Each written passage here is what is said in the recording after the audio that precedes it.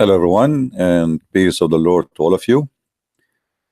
Please invite your friends and share the link with everybody you know so we can have more people joining us very soon. Today, our topic, it's a question we ask. What make Muslims believe that Muhammad is a prophet? And to help me with this topic, I searched in the internet and I found an article made by Muslims. Muhammad, the final prophet of God. PBUH. You notice always Muslims cannot say the name of Muhammad without adding letters after his name, for they are afraid to mention his name without adding things next to it. Now they say that this is an act of respect, but I mean, what respect? You just called him a prophet. PBUH. The Muslim, they say this is B and plussing upon him. The fact this is a lie. In Arabic, it says Sallallahu Alaihi Wasallam, which mean, as Mimi Burka in his debate said, that Allah he pray for Muhammad, he don't pray to Muhammad. I'm not sure if you remember what Mimi Hijab he said in his debate with one of our brothers. So Allah he pray for, he don't pray to, and this is what it's meant by adding those letters usually. Now here you go down, you will see Muhammad, the final prophet of Islam, is widely considered one of the most influential men in history. Today, nearly 1/4 of the world population follow the message he believed. Now, the numbers the Muslims they give, and even media, it's very funny and very stupid. It's very far away from any truth. And you know, when the Muslims they calculate, or even many stupid media, they calculate for you how many Muslims there is in the earth. As an example, they calculate Nigeria as Muslim country when it's like 50 almost, and actually more than 50 are Christians.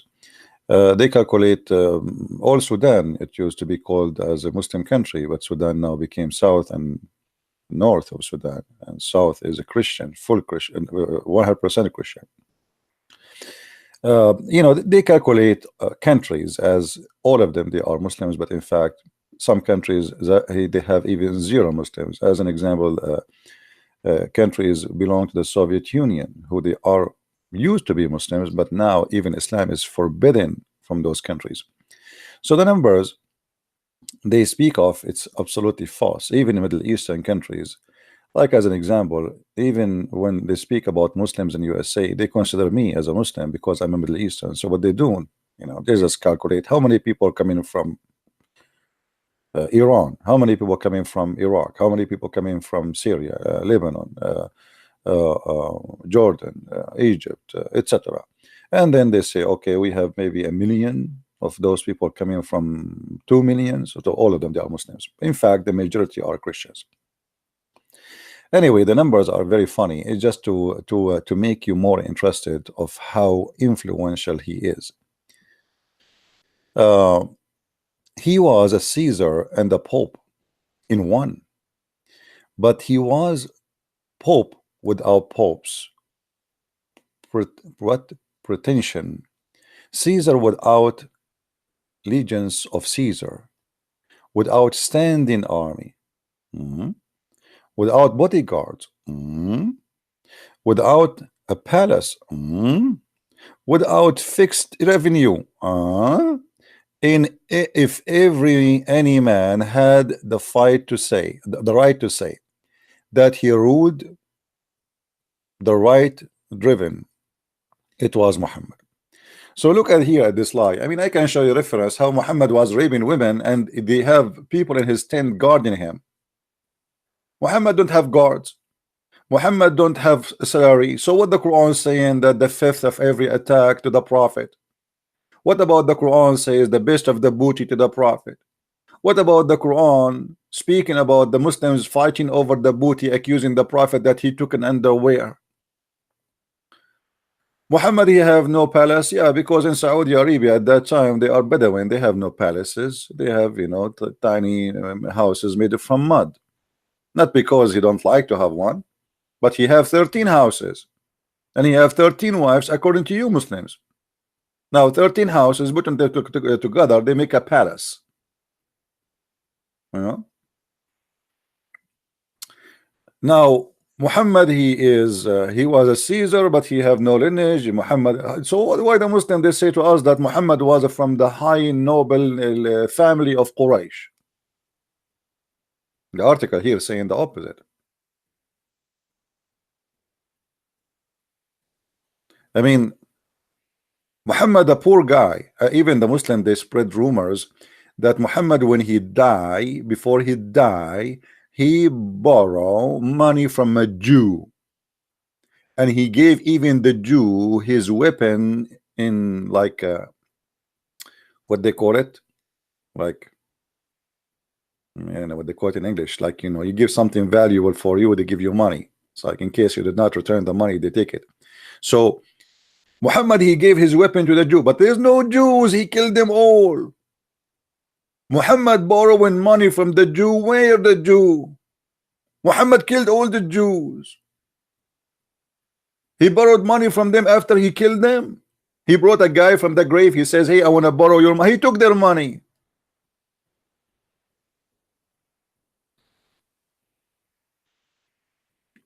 True story. So as you see here, the Muslim they try to present Muhammad as an amazing, beautiful man. In fact, he was a rapist, he was a criminal, he was a liar, he was a cheater, he's a child molester. He is everything in the book of a scam.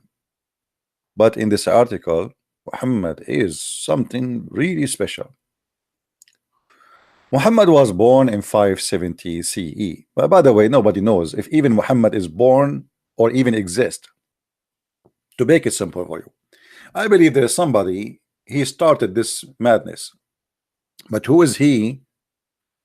We do not know. What we know is what is written by Muslim books, and Muslim books written hundreds of years after the guy who they call him Muhammad. So based in what they have, yes, there is a guy, his name is Muhammad, but originally his name was Qasim. But is there really Qasim and Muhammad really exist? We do not know. But based in their books, this is the guy they are talking about, that he is a prophet.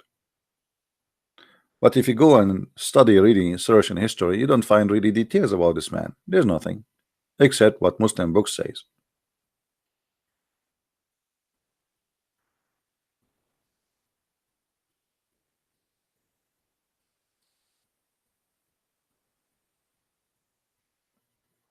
You will find that this article is speaking of things,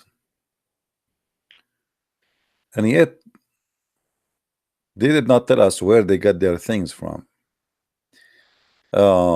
Like previous prophets, Muhammad's message was rejected by many of his people. They insisted on maintaining the religious and social custom of their ancestors. The fact, this is a big fat lie, because Muhammad, he is the one who insisted to maintain the religious social custom of ancestor. He do exactly the same. They used to go around the Kaaba, he go around the Kaaba. They kiss the black stone, he kissed the black stone. They do a Safa and al Marwa, he did the Safa and al Marwa. Do you notice how they do fool you or try to fool you? Well, what the difference between the customs of the Arab before Islam and the custom of the Arab after Islam? Even during the time of Muhammad, the Arab still was going around the Kaaba totally naked, as part of their custom as people who worship vagina, which is the black stone. If we go in the hadith, according to Muslim,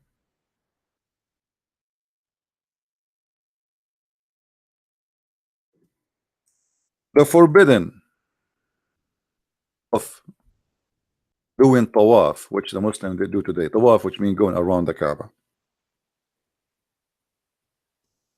was at the last year of Muhammad's life.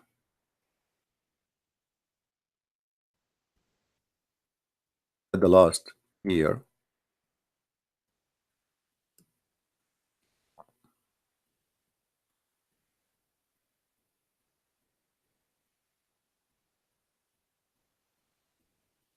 as you see here in Sahih Muslim.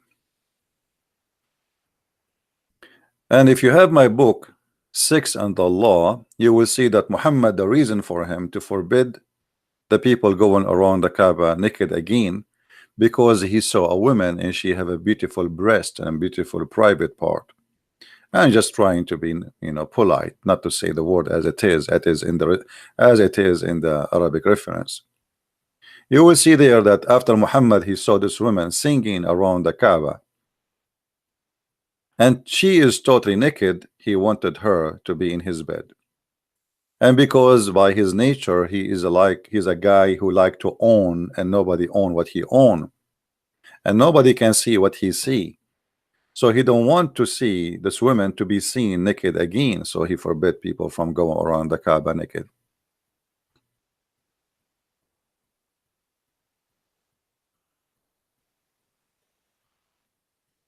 Now if you ask the Muslims why you are going around the Kaaba,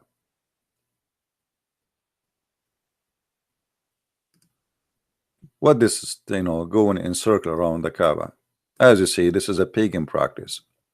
As long those people are pagan, and Muhammad did exactly what the pagan does around the house. And actually the Muslim, they're still naked, by the way, until now. All what they do, they put a sheet over their body, but they are still totally naked. Totally naked. Nobody wear underwear, no clothes.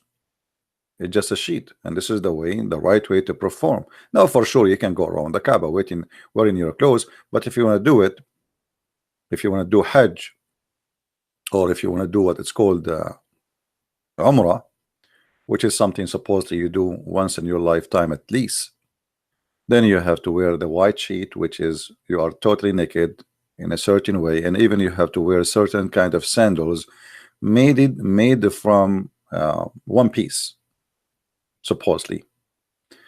And why one piece? The Muslim, they have their own logic, but the fact it is because the Arab, they believe that this should be. Everything the Muslims they have is nothing but inheritance of the pagan Arab before them, and they are pagan, nothing more, nothing less. If we ask the Muslim today, your prophet is not a pagan prophet, but he kissed a black stone. Why he kissed a black stone?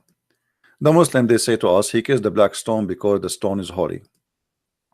We say, why the stone is holy? They say that because the prophet, he kissed it. I mean, obviously, very smart and very good answer. They have no answer, obviously. They are just trying to defend, but they don't know what they are talking about.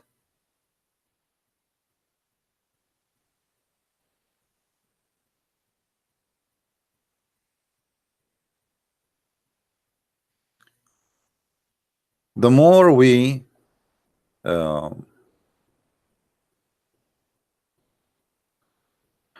see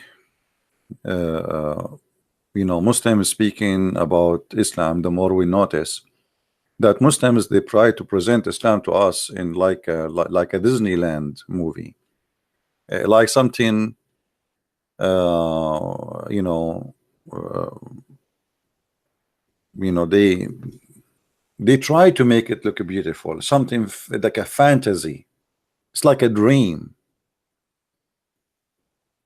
I never saw an article it says how Muhammad he got his wife Safiya as an example to be his wife. Well, he killed her father, her brother, her son. Some they say they didn't have a son, and some, according to the Muslim books, it says that she was a bride, but maybe previously she was married, but she is still young. And he killed her husband, and she is newly married, and he took her and he raped her in a tent before even they leave town, the town which they invade.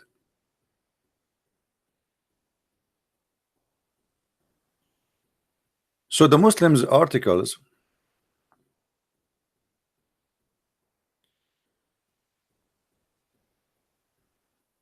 uh,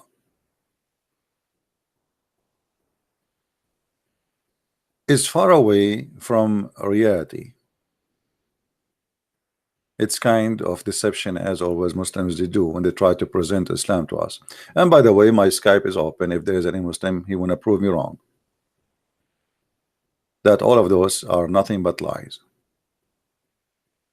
A French historian, Alfonso de Lamartine, has stated, if a greatness of purpose,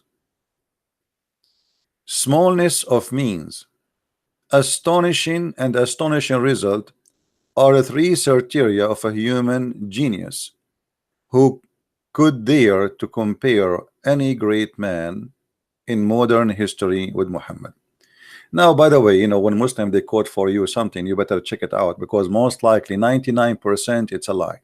As an example, they fabricate tons of stories about people converting to Islam or people saying great things about Muhammad. As an example, George Bernard Shaw, he said that if the Prophet was exist today, he can solve all the problems of the world while he is drinking his coffee in the morning. And then we look for George Bernard Shaw, where he said that we could not find the book. It was an article written by Muslims in Singapore many years ago, bragging and lying about what George Bernard Shaw said about Muhammad. So never take something like this for granted.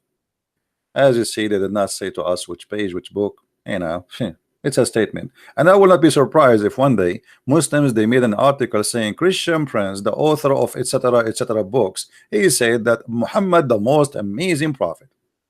And I will not be even surprised if they say that Christian Prince, before he died, a second before he died, he spoke to a rooster, and the rooster told him to convert to Islam, and he lost his debate with the rooster, and he said Shahada. Welcome to the lies.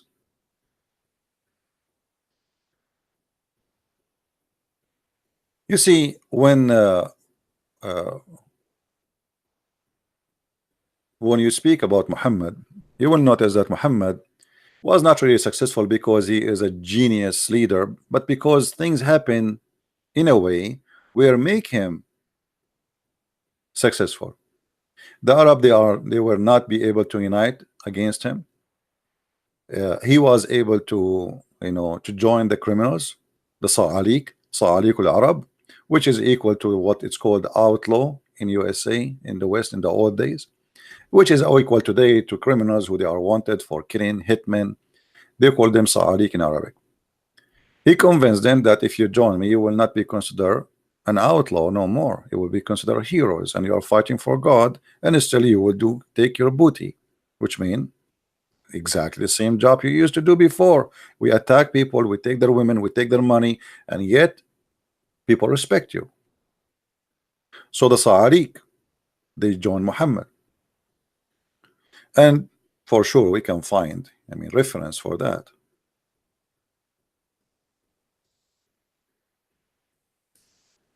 And as you see, we are not like the Muslims who make a statement but they have no proof of it. You will see here Muhammad, and look what the Muslim they translate the hadith as an example. They translate the hadith here saying, Allah Messenger said, rejoice, O group of poor immigrant. They translate the word Sa'alik into poor immigrant. The fact this is absolutely false. Sa'alik is a word mean the criminals who they are outlaw, who they are spit from their tribes out of their tribe, for they are wanted for awful disgusting crimes like rape, killing, kidnapping, etc. So in Arabic here it says Abshiru ya ma'ashara Sa'alik. This is the hadith, and this is Sahih hadith,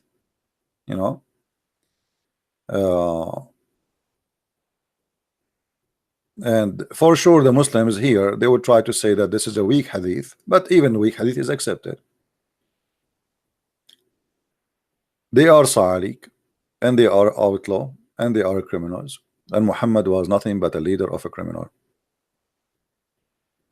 And there's tons of reference speaking of that anyway. Muhammad himself, How even he succeed to marry Khadija? If you read the story, you will see that Muhammad is nothing but a scam, and he have no dignity. If we search, and I will show you the story. Well, I don't know if we can find it in English, but I don't think so. But at least we will show it in Arabic.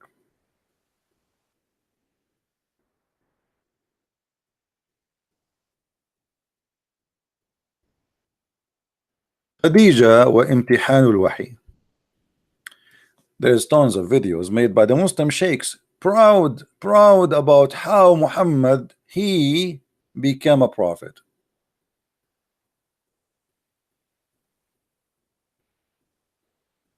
by the legs of his wife.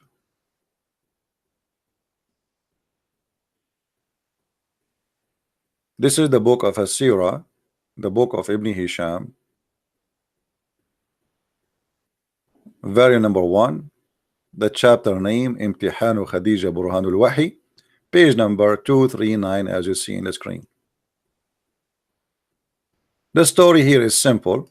Muhammad, supposedly he sees somebody and he is not sure if he's an angel or not.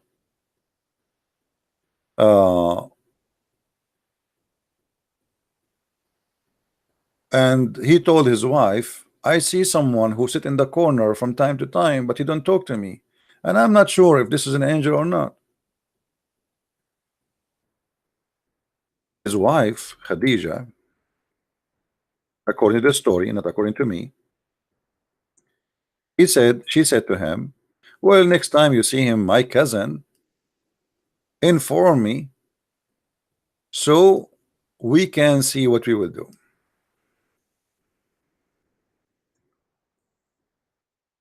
The guy, he saw Jibril, supposedly the angel Jibril, sitting again in the corner of his room. His wife, she came and she asked him, as you see in the screen for those who speak Arabic. He said, هذا جبريل قد جاءني. This is Jibril, he came to me. She said, stand up, my cousin, sit in the top of my right thigh. He did sit in the right thigh of his wife Khadija. Then she said, هل تراه? Do you see him? He said, yes. She said, stand and sit in my left thigh. And she said, do you see him? After he sat in her left thigh, right thigh. She said, do you see him? He said, yes. Then she said, stand up and sit in the top of my lap. And then after he did sit in her lap, she said, do you see him? He said, yes. And now she said, and now when he is in the top of her, she took off her clothes. She started taking off her clothes, and then she said, do you see him? He said, no. She said, glory to Allah. This is not a shaitan. This is an angel.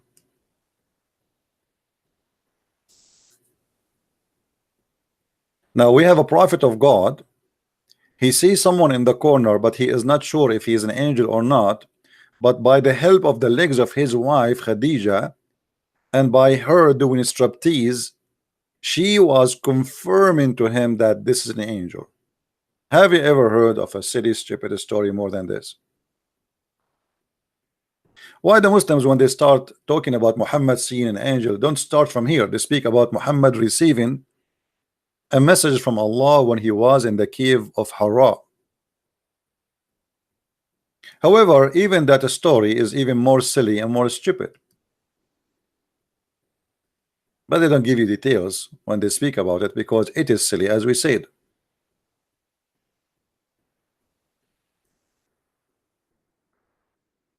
If we go here,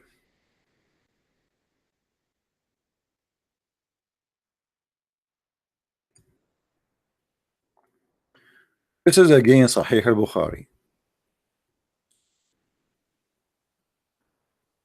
It says here that how what it's called angel came to him, and how he squeezed Muhammad 3 times, and each time he squeezed him, he said to him, read.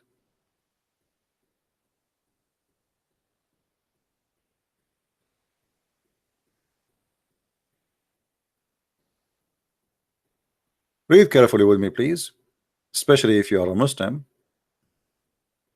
in case you know how to read and you are not illiterate as the Muslim they say about their prophet.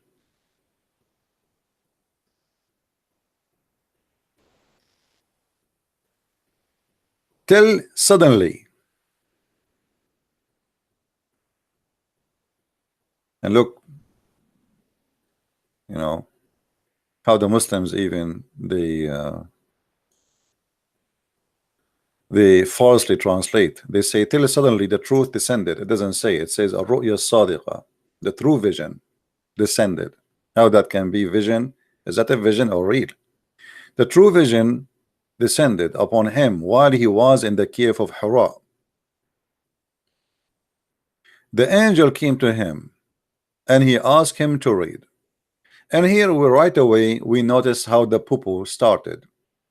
And from the first word Muhammad he spoke of that he received from his God Allah, he got himself busted. If the Muslims agree and they believe that Muhammad was an illiterate, why in the world an angel of God he say to a man who do not know read when he do not know how to read?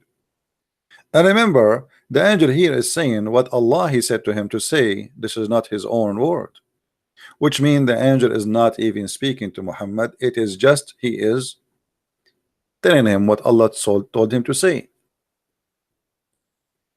And this is what we see exactly in the Quran, where he said to him, read in the name of your Lord. So if you ask Muslims, and as we see here, our Skype is open, any Muslim is welcome to call us if you have the courage to answer about this. You will find that there's no Muslim there to explain to us how silly, how stupid this story. And if you don't believe me that there's no Muslim there to explain this story, here we go. My Skype is open. Who is the Muslim who dare to call me right now and to explain how silly, how stupid this story?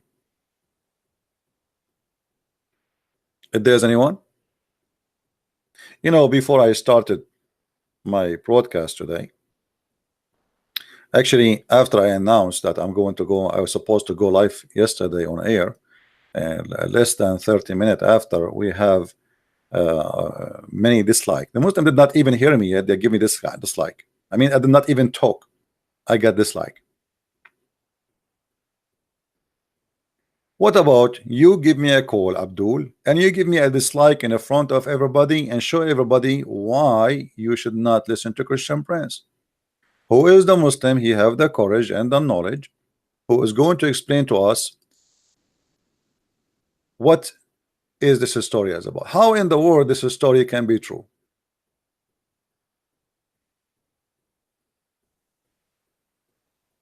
Now, in case you do not know why I'm saying this story cannot be true, it's a scam, it's a lie.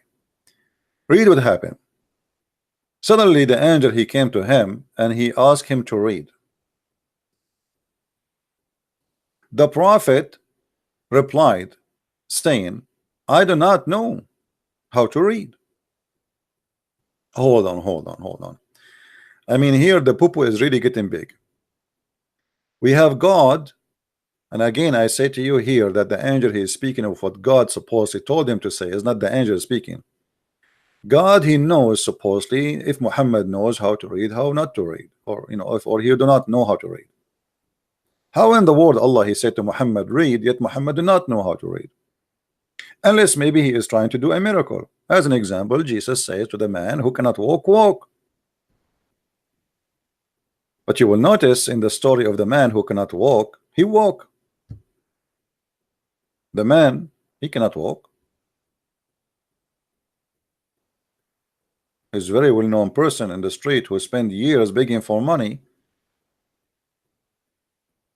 A person who is disabled, or the guy who is blind, see, he saw, walk, he walk. Allah he said to Muhammad, read. And here we have a problem. Either Allah do not know that Muhammad do not know how to read, and that means the story is stupid,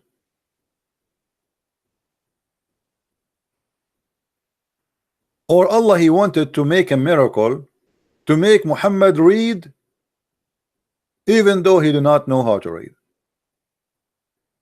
And that will make sense. But according to Muslims, they believe that Muhammad, he was not a person who read, and he cannot read still. The Prophet continues saying that the angel, he cut me forcefully, and he pressed me so hard that I could not bear it anymore. And then he released me and again asked me to read. Here is getting more bigger, the poo-poo. Because why the angel is not getting it that this guy do not know how to read, and why he insists he want him to read.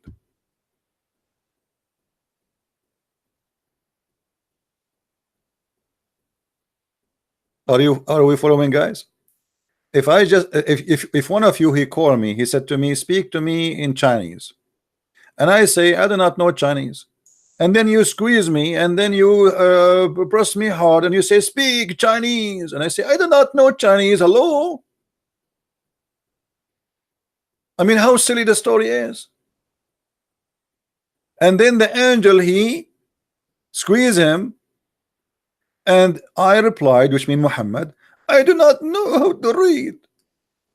Whereupon he cut me again, and he pressed me for the second time till I could not bear it anymore. He then released me and asked me again to read. And again I replied, I do not know how to read. The Muslims here, they put between two bracket, or what shall I read? I mean, how silly your bracket is. Either it is I do not know how to read, or what I shall read. By the way, if the Muslim saying what shall I read, that means the angel is stupid. That means he did not give him something to read. Either way, it's a stupid story. Imagine I say to you, read, but you did not give me a book to read. You did not give me a paper to read. So how silly, how stupid you are to say to me, read, but you did not give me something to read.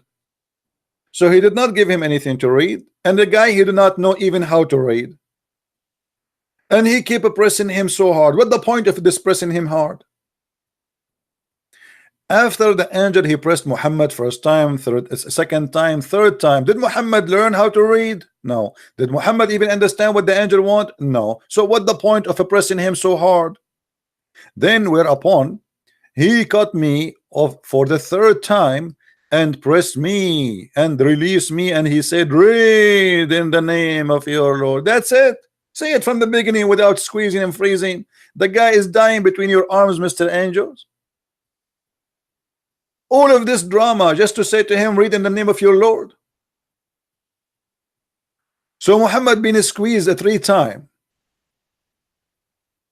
Enter the guy, the poor guy cannot breathe, and almost he have mayonnaise coming from his ass after all the squeezing of an angel who is so strong like Muhammad Ali. And now Muhammad Ali, he says to him, read in the name of your Lord. They say it from the beginning.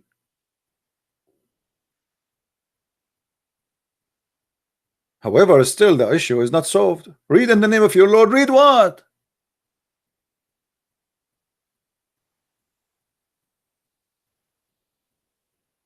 Read in the name of your Lord. Okay, read what, man? Did Muhammad receive a book? No. Muslims, they say no. Okay, did Muhammad know how to read? No. So the whole story is silly and stupid.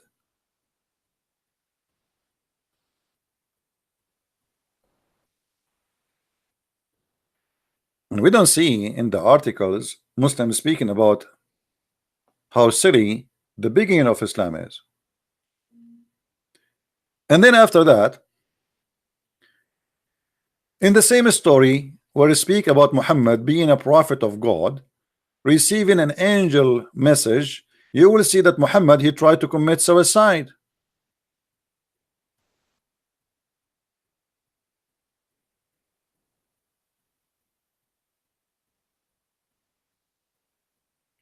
And by the way, the angel, when he spoke to Muhammad, he did not even say to him, I am an angel. He did not say, who is he? He just said, read in the name of your Lord. If you look with me here, it says that Khadija, she took her husband Muhammad to her cousin, who his name is Waraq ibn Nawfal, Ibn Abdul Uzza. All of them, they are pagan. Here we go. He is the son of Abdul Uzza. Ibn Qusay, which means he is from the same family of Muhammad. And I believe strongly that Waraqa is the real father of Muhammad. If you have my book, Deception of Allah, you will find that Waraqa, he sent his sister and she offered 100 camel to the father of Muhammad so he can do bang bang with her. I mean, how in the world this story can be not fishy? Why this guy, he sent his sister to give a man who is no one 100 camel to sleep with her? And what kind of a father Muhammad he used to be? He's a gigolo? Because a man, he received payment for sex, he is a, when I say the word, he's a whore. They call him gigolo, right? But he is a whore. And this is in Islamic books.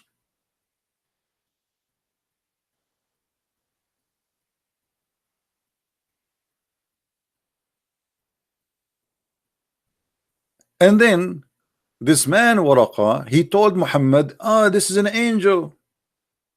This is an angel. But we heard in the previous story where Khadija, she asked Muhammad to move from this leg to this leg. Already Muhammad, he saw this angel. He knew him. Why he is, he do not know who is he. To the point he went to his wife Khadija and he said to her, he was shivering and going crazy. He said to her, cover me, cover me, cover me. And she covered him till his fear was over. And then he said to her, oh Khadija, what's wrong with me? And then he said, I fear that something may happen to me. And this is a clear sign of Muhammad being a crazy man. What? I fear something may happen to me. What does that mean? Then Khadija, she took him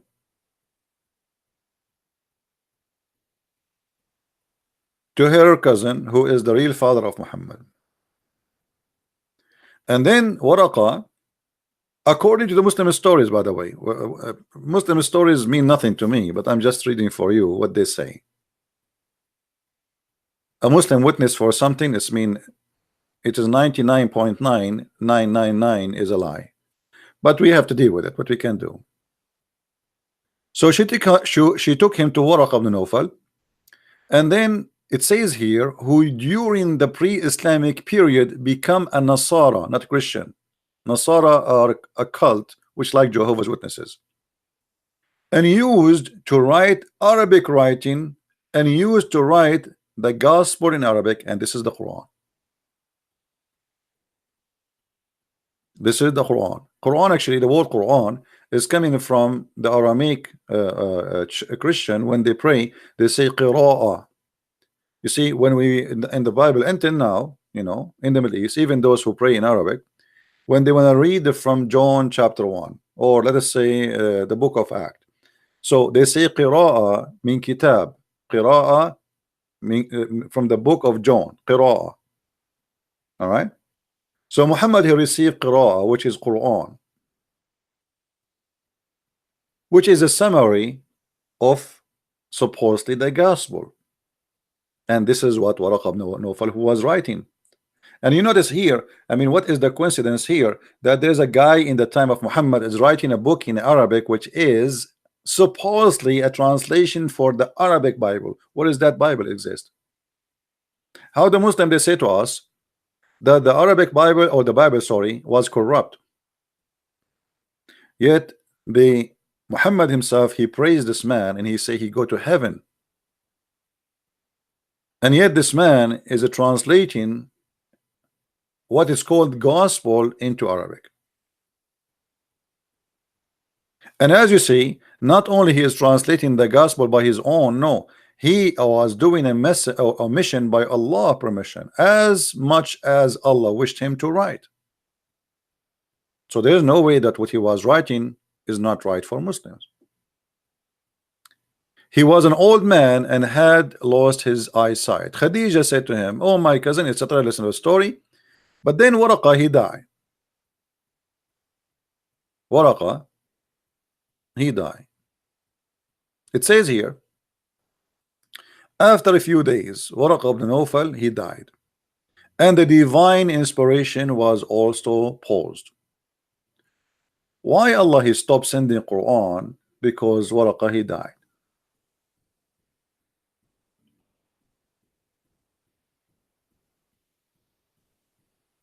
The answer is very simple. Because Waraqa, he was writing the gospel in Arabic, which is the Quran. And he was giving Muhammad Quran. And now Waraqa he died. And Muhammad do not know what to do. Waraqa he died. And the divine inspiration was also paused. As if Allah, he get his juice for his battery from Waraqa. Waraqa, he died, that's it. And then you will see, it says, for a while the Prophet become so sad. We do not know for a while how long. A month, 2 months, a year, we do not know. Become so sad, as we have heard, that he intended several times to throw himself from the tops of the high mountains.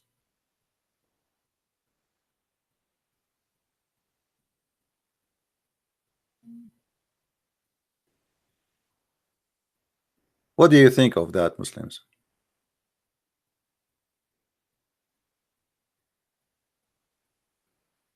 Why a prophet of God, guided by God, inspired by God, he tried to kill himself?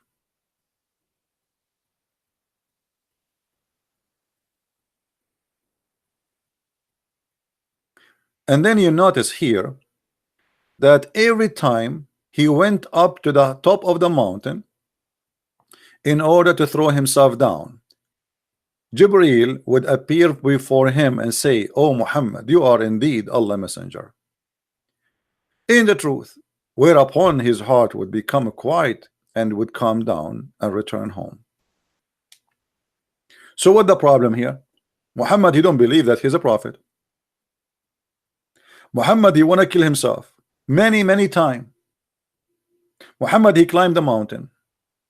There again, he is going up to the mountain.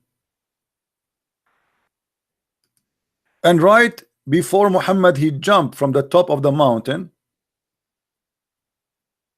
Let us make the story here more clear, if you don't mind.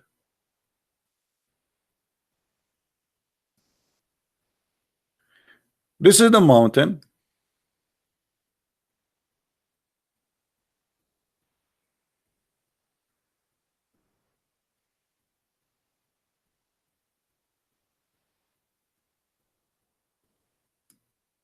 And Muhammad is climbing the mountain.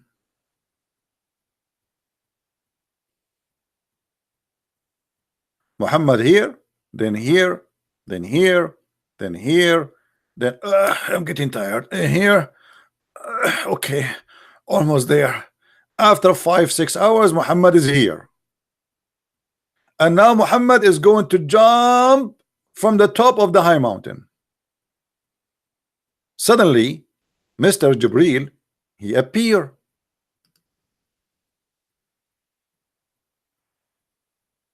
With his 600 angels wings, and he hold Muhammad from his panty.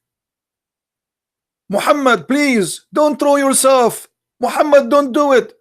Muhammad, I will buy you candies. Muhammad, listen to me, look at me. You are a truly prophet of Allah. Muhammad, you are a truly a prophet of Allah. And then the prophet, okay, I will believe you. All right, I am a truly prophet of Allah. Okay, I will not throw myself. And then Muhammad, now after this drama is over, Muhammad, he go again and he continue his trip to go down. Go here, go here, go here, go here, and then he go home. And he sleep between the legs of his wife. And then second day come, or 2 days after, Muhammad, he do the same story. Muhammad is here. Muhammad is here. Muhammad is here. Muhammad is here. Muhammad is here. And Muhammad is here. I cannot move. Oh, man, this mountain is so high. I wish Allah can install an elevator. And then finally Muhammad is here. And then the angel, in the last second, he come to him and say, Habibi Muhammad, Habibi, my name is Benjamin Netanyahu, Habibi. Please, Muhammad, don't jump from the top of the mountain. We are Jew and we like you. I mean, look how funny, how silly, how stupid this is story. Why Jibreel don't come to the poor guy when he is here in the first step? Why he wait for him until he climbed the whole mountain, and then he appeared to him and he hold him? Can Jibreel come to him from the first step, say, Habibi Muhammad, where are you going, Muhammad? Habibi Muhammad, where are you going? Let me climb the mountain. Why he didn't do that from the beginning? Why he wait for him until the guy in the top of the mountain and he wanna throw himself, and now he wanna hold him? That's an American movie, my friend.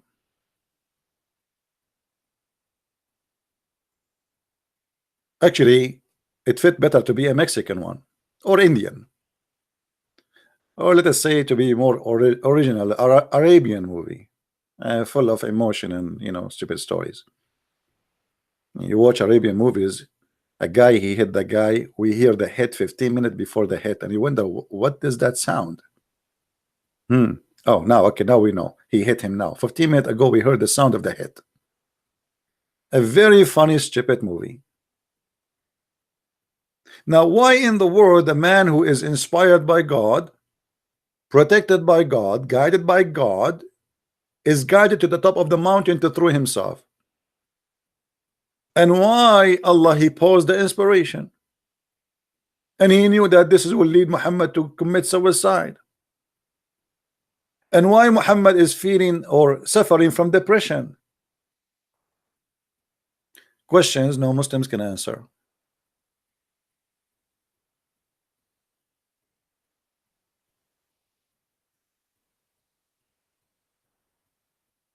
Those questions no Muslims can answer.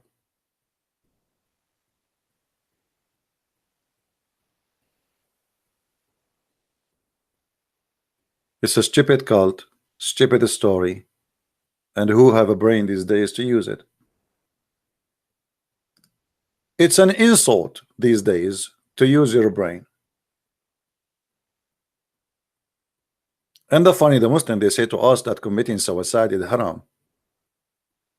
And actually, Muhammad, he says, by the way, committing suicide to kill yourself, but not to do like ISIS. The Quran says, يَقْتُلُونَ وَيُقْتَلُونَ, which means they killed and they will be killed, which means suicide. But Muhammad in the Quran said, as an example, at the hadith, that if a man he tried to throw himself, or he throw himself from the top of a mountain to kill himself, he will sit in hell for hellfire forever. But Muhammad himself is doing that.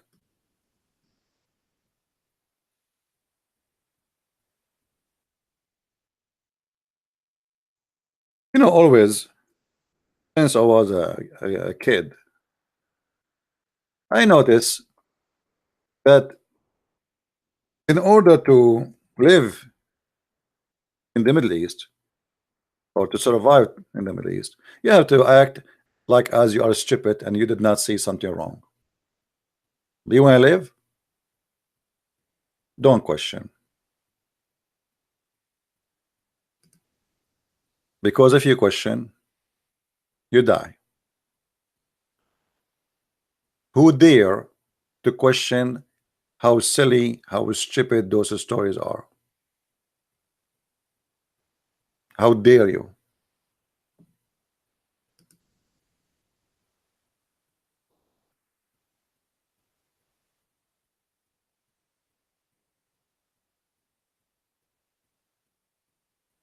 Now, if you go and make some study, or let us say some search, I mean, these days people they do study for you, right? You have the computer, two words, you can find million answer. Why a human being will think about committing suicide, especially it is not once or twice, it's many times. What is the reason really? You know, when a person he lose hope, suffering from a very huge amount of depression, or he is suffering from mental illness, he go and commit suicide. People do gambling as an example. They lose all their money. They go to Las Vegas rich, wealthy. He come back home zero, homeless, and he noticed how stupid he is. He could not handle it. He killed himself. Now, why Muhammad he tried to commit suicide? Do we have any Muslim would like to give us a call and tell us why Muhammad is doing such an act? Somebody is asking me if Muhammad he have an epilepsy. I have to agree. Actually, I have that in my book too. Muhammad obviously he is suffering from many issues, and it's not a shame, by the way, if you have epilepsy. I mean, it's an illness. It's not you're not a criminal. But the funny is, if somebody suffering from mental illness, then we make him a prophet and we make him a leader, and then he control our life. And to prove that Muhammad have a suffering from mental illness, we do not need to go farther. I mean, the stories of Muhammad is full of it. As an example, the Muslim they say that once the prophet was bewitched, so that he began to imagine that he had done a thing which in fact he had not done. Now you tell me, what is the explanation of somebody imagining that he had done something but in fact he did not do that thing? Isn't it obvious? This person suffering from illusion. And not only that, Muhammad he say things which is silly and stupid to the point it goes beyond imagination. Look at this. My uncle asked Allah apostle about a person who imagined to have farting during his prayer. Allah apostle he said he should not leave his prayer unless he hear it and he smell it. I mean, this guy obviously he is a genius. If you ask the Muslims why if you fart your prayer is not accepted, they say because it's a dirt. Okay, well, if it's a dirt, what a difference will make if you hear it and smell it, or if you don't hear it? It's a dirt anyway. So what hear it and smell it will do?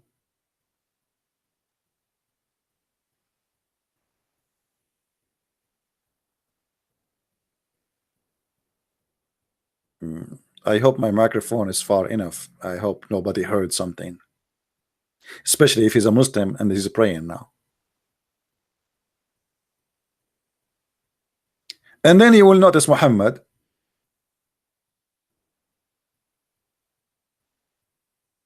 suffering from other issues, to the point even his sex was fake. Read carefully, this is not me speaking, this is his wife Aisha, his favorite sex doll. Aisha, she said, the prophet continued for such and such period imagining that he had bang bang boom boom, you know the list of the bing bong, dugu dugu, kuku kuku, yama yama, huh? Let's use the word sex in all languages. But in fact he did not. I mean, you tell me what is the situation here? A guy, he is over the age of 50, and he not sure if he did have sex or not. He imagine it, and not he's not imagining it when he's sleeping. No, he's imagining during daytime that he had sex with his wife.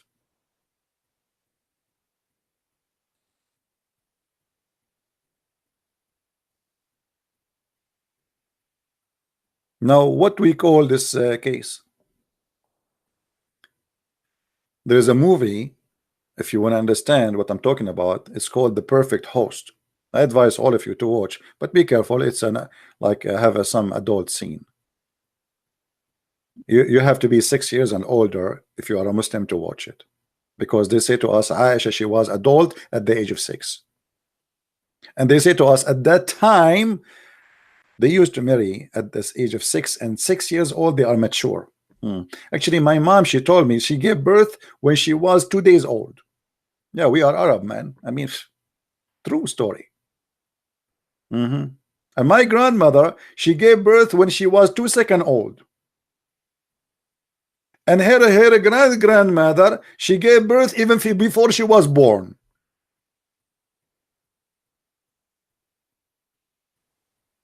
True story.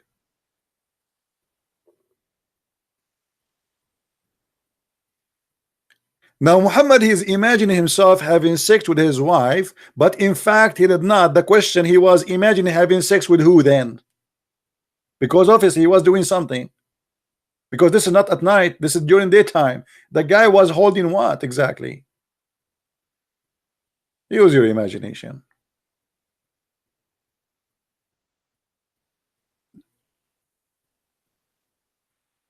And based in what the Muslim they say to us, how we can trust Muhammad that he is not even imagining that he saw an angel and he heard an angel?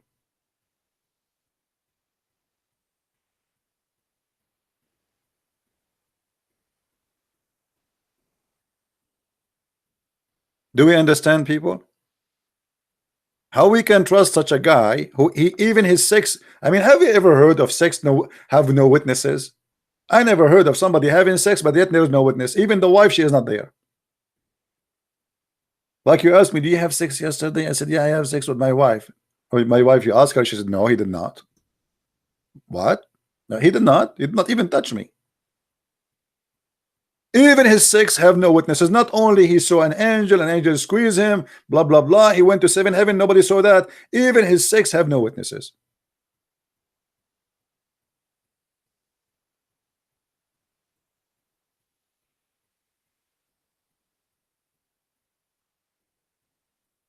What's wrong with this guy?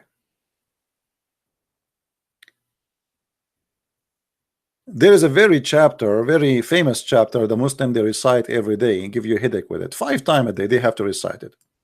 It's called Al-Fatiha. If I tell you when the Al-Fatiha was given to Muhammad, you will not believe. Have you ever heard of somebody receive the most important chapter to pray every day 5 times during doing poo-poo? I never heard of such a thing before. The guy is doing poo-poo. His God, he sent him that chapter during the poo-poo time. Can't he wait?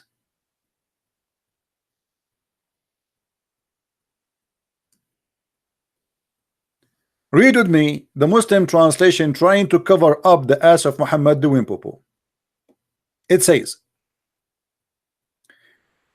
the messenger of Allah, Allah pray on him and salute him, whenever he went out. What went out? Hello? What do you mean went out? It says in Arabic, baraza, to do buraz, to do shit, excuse my language. Hey Tony, the Prophet is doing shit though. I mean, why you don't say it as it is? What do you mean he went out? Went out where? He used to hear someone calling him, oh Muhammad. And whenever he heard this, he used to flee. What the heck?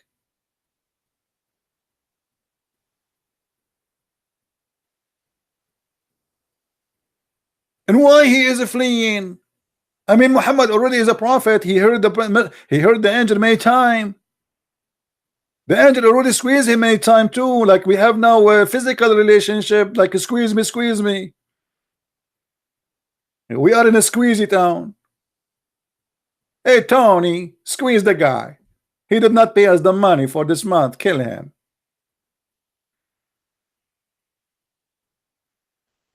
After all the squeeze and the talking to the prophet and the angel coming to him, and now the prophet, he heard the voice of the angel, he flee. And look again, the name of who this appear in the story. Did you notice the name of who appear in the story? Did you notice the name of who appear right away in the story? Waraq ibn Nawfal.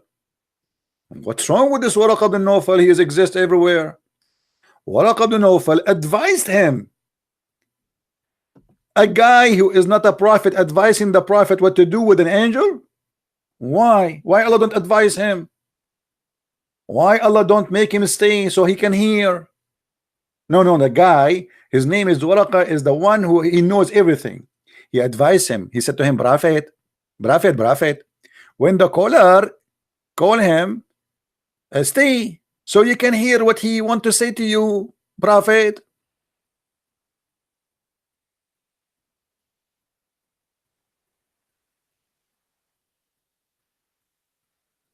And then again Muhammad, he went to do poo. And then so when he went out to do buraz, he heard the calling, oh Muhammad. I mean, the guy, he just ran away because the guy, he said, oh Muhammad. What if he say, oh mommy? Oh mommy. Oh mommy, mommy blue. Oh mommy blue. Oh Mimi. Oh Mumu. Oh mama Mumu mama Mumu. The guy, he said to him, oh Muhammad. The guy, he run. Why? I mean, obviously the guy want to talk to you. Why you run? Are you a coward? You scared at night? Are you scared at night? Ah, you are scared. The kitty kitty kitty Muhammad. Very cute.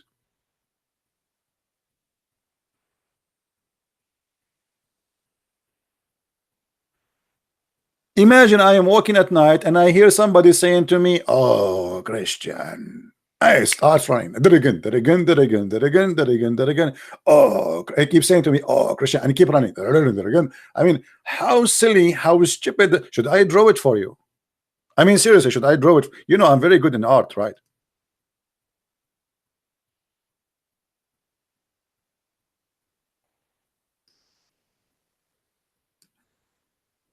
Let us do some art for those who like arts. Guys, be honest with me. I am an artist by birth. Is that correct? I mean, you can tell how good I am in drawing.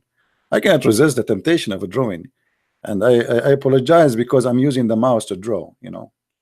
Now, it is dark. It is nighttime. Muhammad here, he is in his house.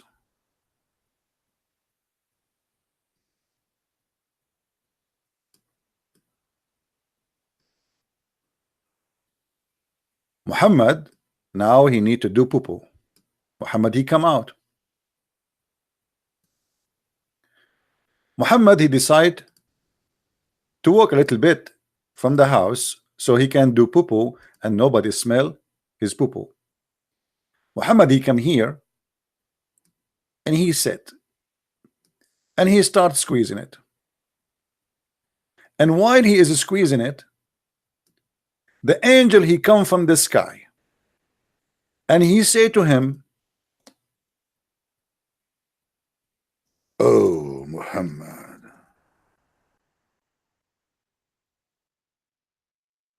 the second the guy he hear, oh Muhammad, he flee. That again, and Muhammad, he run, and oh Muhammad is following him. I do not know what happened to the poo was coming from his bum, but I can tell where it's going. By the way, in case you don't know, according to Muslims, when the Prophet of Allah Muhammad, he do poo, the earth swallow his poo immediately and produce a beautiful frequent of perfume.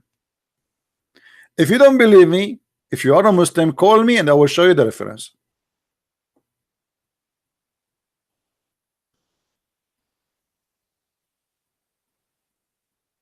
Call me, answer me, silence me for 4,000 years. There's any Muslim wanna call me?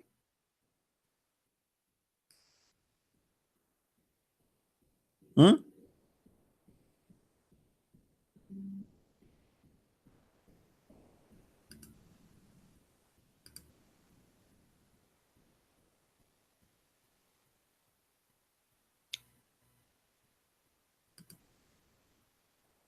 Any Abdul?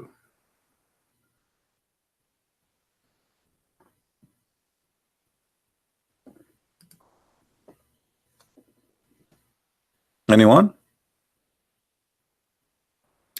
So I mean, look at this. This prophet, he ran away for hearing the voice of an angel. The angel come to him when he is doing poo-poo. The angel, he squeezed him many times already. Muhammad is the last one to know what's happening. A guy, his name is Waraqa, is exist everywhere in every corner, and he is the one who tell him what to do. Waraqa, he write Quran. Muhammad don't receive Quran because Waraqa, he die, and now Muhammad try to commit suicide. Muhammad, he don't remember. Muhammad, he forget. Muhammad have a bad memory. Muhammad, he claimed to cover his ass about he forgetting the Quran always, that Allah, he sent him the Quran in 7 letters, and the whole purpose of the 7 letters is to explain why he cannot recite the same verse twice correctly. We can say Muhammad is a madman. However, there is somebody is assisting him with the silly ideas to cover his ass. As an example, this is story.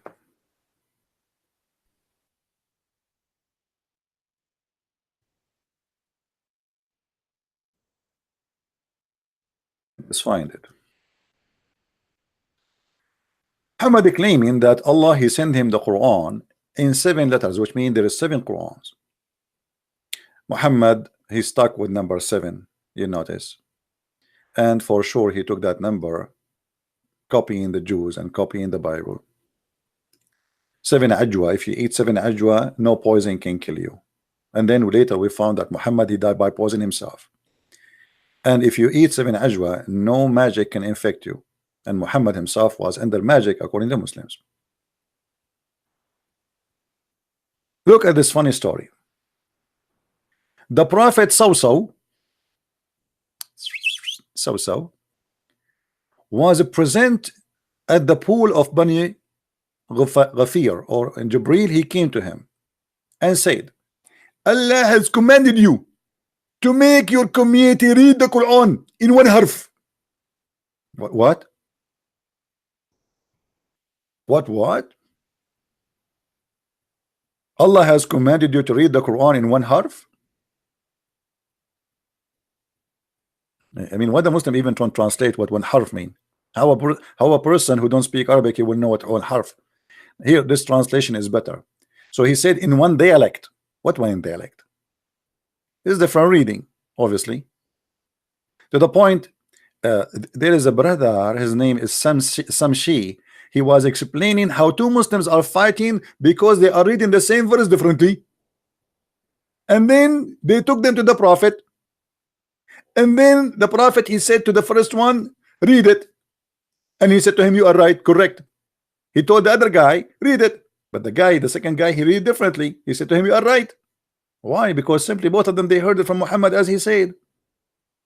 But the guy, he's a liar. He cannot recite the same thing twice. So he had to cover his ass. They never heard him before saying that Allah gave me the Quran in 7 letters. After he got busted, he cannot recite the Quran twice correctly. He come with this story. Allah has commanded you to recite to your people the Quran in 1 dialect. Upon this, he said, who is the one who said? Muhammad. And look what Muhammad said. Habibi Allah. Allah, please, Allah. Allah, listen to me, Allah. I ask Allah from Allah burden and forgiveness. My people are not capable. I know my people. They are crazy. They cannot. They are not capable. What?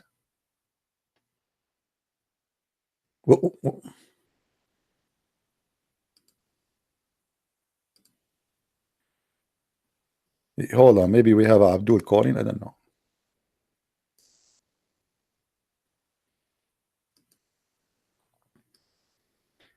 Only if you are a Muslim, you can call me. If you are not, I will block you.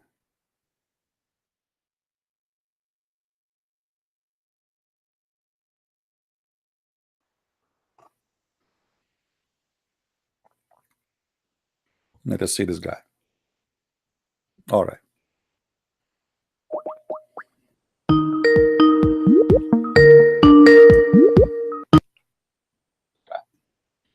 Hello. All right. Mute YouTube, please. Hello. Yes. All right. Hello. Yes, Abdul. Go ahead. What do you want to say to us about the topic? I just get into it. I don't know what you're talking about. Well, in front of us here it says that Allah Messenger, he received a message from the angel that Allah told him to recite the Quran in one letter, one language in Arabic. And then the Prophet, he did not like that. He said to him, I ask Allah forgiveness. My people are not capable of doing it. Then the angel, he came back from Allah and he gave him command to read the Quran in two letters. And then the Prophet, he says, I seek burden and forgiveness. My people are not capable of doing it. And he kept repeating that until he reached the seventh Quran. What do you say about that? I don't know really the hadith that you're talking about. All I'm saying is he asked him to recite in Arabic and he said he cannot recite it in Arabic. No. Is that what he's saying? No. My friend, you were watching me in YouTube or no? I was not. A friend talked to me about so it. Why you call me, if you don't mind? Just now. I mean, why you call me? I called you because I heard you there lying on Islam. I'm lying about Islam, like what? Like everything. If you give me one. Like the last time I heard you talk to this guy called Abbas, and he was telling you about the verse on righteousness, verse Surah number 2, verse 177. He was supposed to be coming back on it, and he said, and he said, freeing the slaves is in there. You pointed the verse in Arabic, and you jumped the word rikabi, meaning freeing the necks of slaves. Freeing the neck is freeing the slave, and you lied.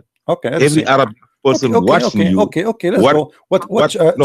Hold on. We will put it in the screen and we'll make you read it. Let us see who's lying. Chapter 2, verse number what? 177. All right. Here we go. The verse in front of you. Read it for us. You read it. No, you read it. Don't you speak Arabic. No, I want you to show me. You read it. You read it. No. I want you to show me.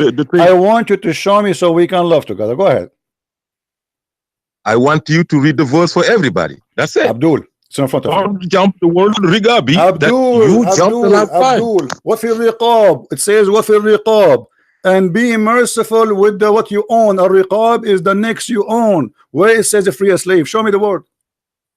The next, what is a neck you own? A neck you own that everybody knows. A neck, freeing a neck is a slave. Where it says a free, where it says the word free. Here we go. It says, be good to those who they are orphan and the poor and the one who is in the street and the one who is begging you for money and the next.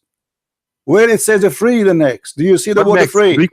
Do you see the word free the neck? You potato, listen. Either you get me busted or I'm spanking you hard now. Can you show me where it says free the next? Okay, now. Don't tell me now. Don't tell me now. You accuse me of lying, and you said it's there. Yes. And now we went there. It doesn't say that. You are a potato. You are a potato like you're a prophet. Show me where it's. No, show me where it says. Show me where is the word free the next. It says, be good to those and those and those. So be good to those who they are your slaves. That's what it says. Okay. Okay, if it is what it is, why did you refuse to read it last time? Why did you jump the word? Why We you did not highlighted the word refuse. before No, we and the word read after? it, you donkey. I'm the one who challenged him. I said to him, show me. You highlighted the word before it and the word after it. You refused to Here we read the go. word. Here we go. You are I got here now, and I you watched the cannot. video. The video is still on YouTube. Shut up, potato. You are here now, and you cannot prove it still. Why you don't prove it? Here we go. We have the verse in the front of you. I did the same exactly with him, and you became a potato like him now. I fried you. Show me where it says to free the slaves. I want to see it. Are you laughing at yourself or your prophet? I'm laughing at you. Then show me. Everybody's watching. Here we go. Everybody is watching. Show me where it says to free the slave. I want to see it. I'm telling you, if it is not free the slave, why show me where it says that? Where it says that, you donkey? You are a certified donkey like your prophet. Show me where it says that, otherwise you get busted. You just hold on, let me be on YouTube. Hold on. Show me where it says that. Everybody is laughing at you. You made a challenge, either you are a man and you prove it, or everybody is laughing at you. I stopped my YouTube, I gotta go live back, okay, and I gotta mute it. Hold on. You made a change. Either you're a man and you mute. Just mute it there. I stopped my YouTube. I gotta go live back. Okay, and I gotta mute it. Hold on. Okay, now highlight. Now oh, I'm stopping. You made a change. Okay, I muted it. Okay. Where it says the free? Where it says the free? Now, okay. Now listen to me. You want to be truthful, right? Abdul, either you accuse me to be a liar. I don't want to be. No. You are a donkey. I call you donkey unless you prove me wrong. I call you donkey from now. I will call you a horse if you prove me right. You prove yourself right. Here we go. The verse in front of you. I want you to read it. First of all, you do not know how to read Arabic, do you?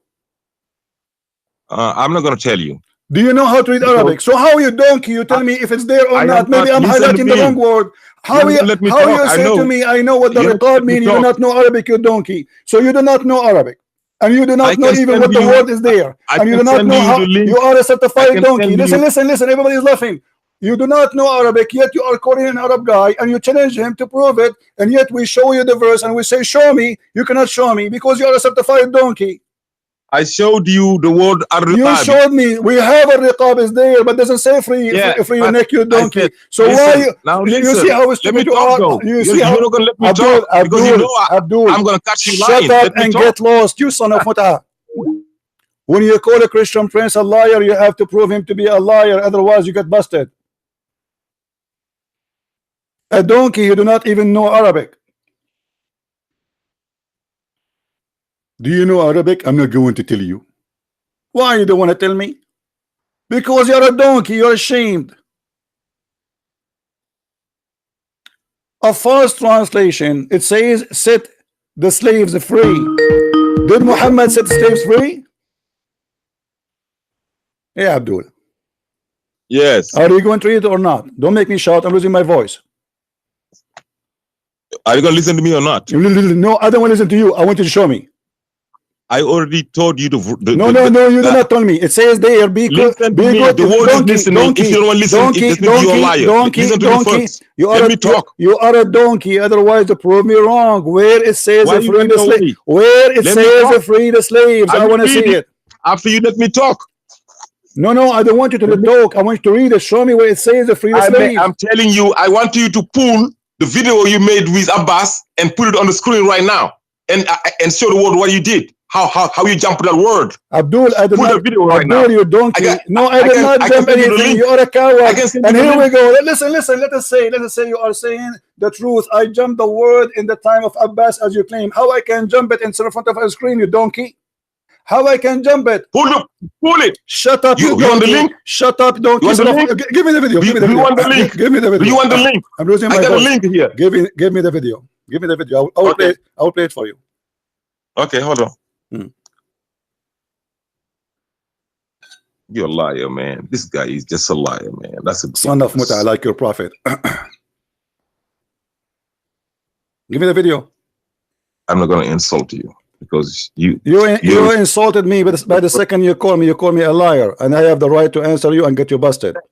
You and because Abbas and you're a I call you prophet. lying. All of you That's are all. from one kind. You, a bunch of you are liars, and you have no proof of what you say. And when we get you busted, you run away. Now, Hold on, bro. just until you find the video. Why you cannot show me what Abbas could not show me? Listen, Abbas told you. No. Why you don't show me to me now? Why you don't show it to me now? Here we go. We are here. Let us say Abbas is with us now, and now you are here. Why you don't show me what Abbas missed? I'm asking you to read the verse. You don't want to read it. Abdul, you do not know how to read it. You are a donkey. Read it in Arabic. It doesn't say. It doesn't say. So any translation. Abdul, it says حبه ذو القربى واليتامى والمساكين وابن السبيل والسائلين وفي الرقاب وأقام الصلاة. Nowhere it says free the slave. You donkey. You are a donkey. Listen, donkey. Don't call me again. You are a son of Muta like your prophet.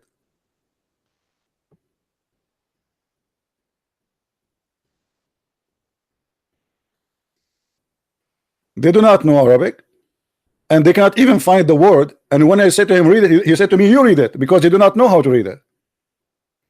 This is how stupid, how silly they are. And look at this. Are you saying to me that Christian Prince, all what he said for the last 3 hours, it is a true, and this one is not a true? Yeah, Abbas, how are you? Yeah, hello, CP. Are you all right? How are you? CP, yes, I did for you. Say I'll give you 10,000 years to We lost you, next Abbas. day, and you never give me a chance. What? And I want to clarify this chapter 2, verse 177. But can you open Ibn Kathir and let's see what he says? No. You see, you want to Ibn Kathir? Do you accept Ibn Kathir? You see, when you want to no, I'm showing you that you are a donkey. I'm showing you that you are a donkey, like your prophet. Unless you say I accept Ibn Kathir always, then I will not show you Ibn Kathir. Ibn Kathir here, he cannot say it says that unless it says that. Where it says, here we go, the verse in front of me, where it says free the slave. Can you open Ibn Kathir or not? You know. Listen. You can open it as you wish. You can read as you wish. Still, you have to show me. Still, you have to show me where it says in the verse free the slave. Can we? Don't I have the right?